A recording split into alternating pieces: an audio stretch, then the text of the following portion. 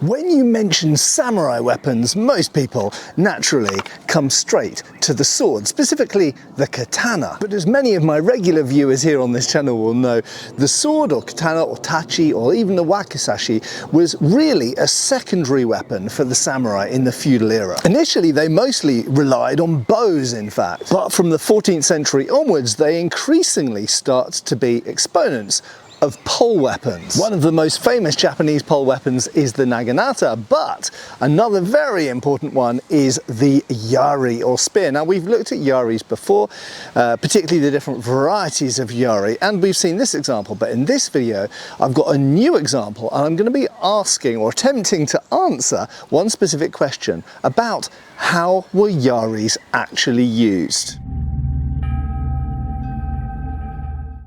Hi folks, Matt Easton here, Schola Gladiatoria. So first up, I want to caveat this video by just saying I'm not a Japanese martial arts expert, but I know some people who are, and I've learned a lot over the years. Now, one of the weapons which is really interesting in Japanese martial arts and history is the yari. It's a spear. It seems like a really simple weapon. And admittedly, the ashigaru, the kind of typical spearmen, the typical kind of infantry of the Japanese feudal era were armed with long spears. But these type of shorter spears, what in Europe literally would have been called a short spear, they're usually just above head height. These are particularly used by samurai. As you can see, this is a high status type. This isn't the type of thing that would have been given to feudal levies. This is the weapon of a samurai. We're going to look at another example in a minute. But when I last did a video about yari, an interesting point came up about this binding up here. Now, I made a whole video about what this binding was for, and I gave some of my opinions, but one of the bits of feedback I had, in fact from a few people, not just one person, was that this is actually for gripping. Now, we're going to try and answer that question, but before we do, let's have a look at this other example that I've acquired. So here is the new yari. I literally picked this up yesterday.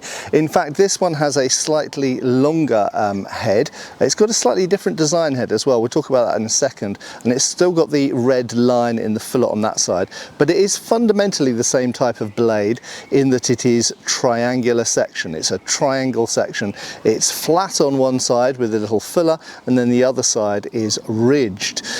Now, there are some differences, but you will notice it does have a binding up here, unlike the bare wooden shaft, exactly like the other example. Both of these are probably Edo period, probably 19th century, could possibly be earlier than that, but they're probably 19th century.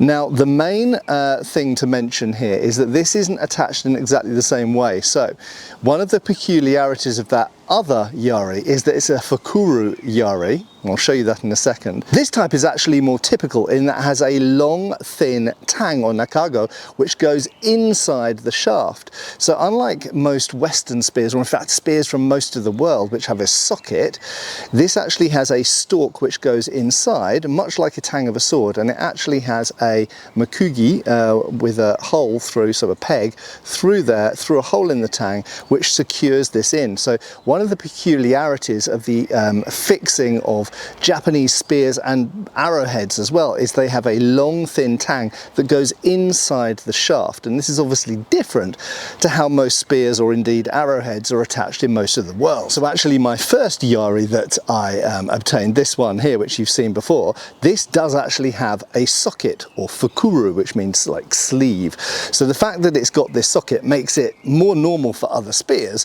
but more unusual for Japanese ones. This new example, however, is more typical for Japanese ones in that it has that long stalk tang that goes inside the shaft.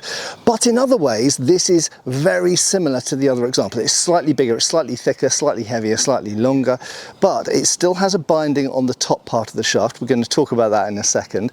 It has the brass rings and other decorative things around it, kind of bindings to make that all more secure.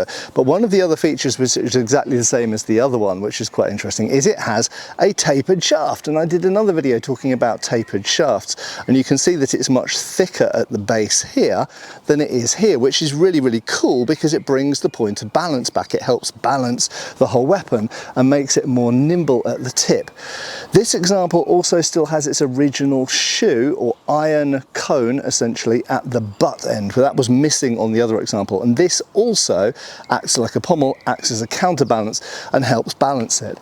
So despite the fact that we've got lots of metalwork and binding and of course the head on the front end, by tapering the shaft, having it broader at the back and having that iron shoe at the back, it brings the point of balance back. And in fact, you can see how close I can put my hands together at the back of the thing, and it remains really nimble at the tip and really, really quick. Even using it one-handed, it's very easy. In fact, I can hold it all the way at the back. It's very easy to use it one-handed. This isn't usually how the Japanese used it, except mounted on horseback, but it's very easy to hold in one hand because of the way that it's got a tapered shaft and that butt weight. So it's a really well designed spear.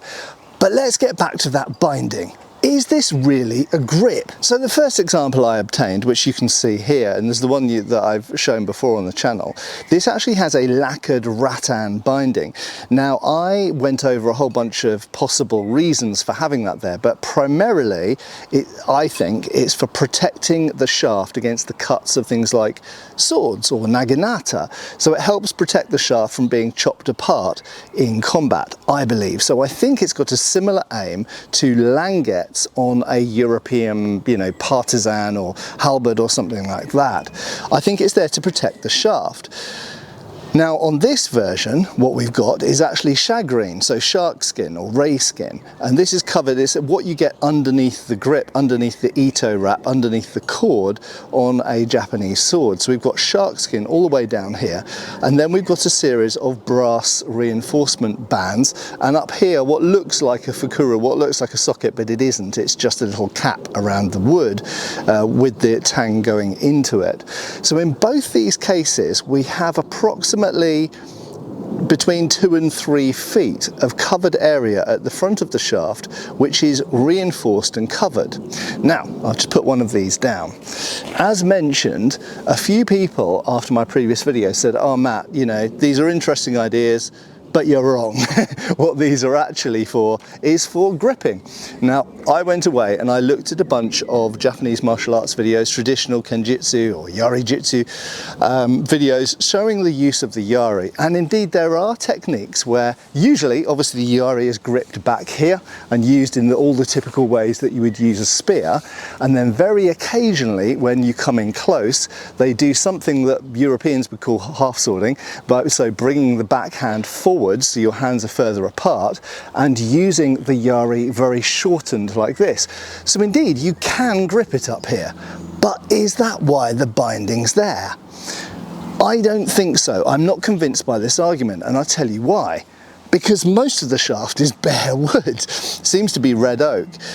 So if you're typically using a spear like this and telescoping it and thrusting and doing all of the things that you do with a spear like you normally would, and that is good enough for a handle for that, why would that be bare wood? Why would you need a special bit for gripping up here which is covered when the normal grip, the normal shaft of the whole rest of the weapon, isn't covered? Now, one of the possible explanations that someone came up with is these rings and this covering, it's a reference point so that you know where to put your hand. Well, let me just grab the other one for a second. The problem is we don't have the same bands or rings or anything else between these two, or indeed between the other examples I can find online. So there is no standard reference point. One person said these 2 rings are to show where to put your hand between. But this one doesn't have those 2 rings, it has 3 rings altogether. You could say, well, that's for gripping. Possibly, but why have it when the whole rest of the shaft doesn't have it? So really, it might be an unexciting conclusion, but my conclusion is that that's not there for gripping. Yes, you can grip it, but you can grip any part of the shaft and the whole rest of the shaft is just bare wood. So I don't think that these bindings are there for gripping. You can grip them, but I think the bindings are there primarily, as I said in the previous video, to reinforce the shaft from being chopped apart so easily by an enemy blade, like a sword, a katana or a naginata, but there is much lighter way of doing that than putting the iron languettes that we see on European polearms, which obviously makes them a lot heavier. What do you think? Do you think I'm right, or do you think they're right, or do you think it's a combination of the two? Personally, my instinct, using this thing, and I've used spears for quite a lot of years from other traditions, if not Japanese, is that this isn't specifically for gripping, although you can grip it. This is reinforcement, and this is to make the weapon more durable against very sharp-edged weapons. And the rest of the shaft doesn't need it so much, because the rest of the shaft here is out of reach of those weapons usually, and is less likely to get hit by them. And this is a perfectly usable handle with bare wood. What do you think? Anyway, thanks a lot for watching. I have been Matt Easton. I'll of course continue to be, and I'll see you back on the channel really soon. Cheers, folks. Thanks for watching. We've got extra videos on Patreon. Please give our Facebook a like and subscribe if you haven't already. Cheers, folks.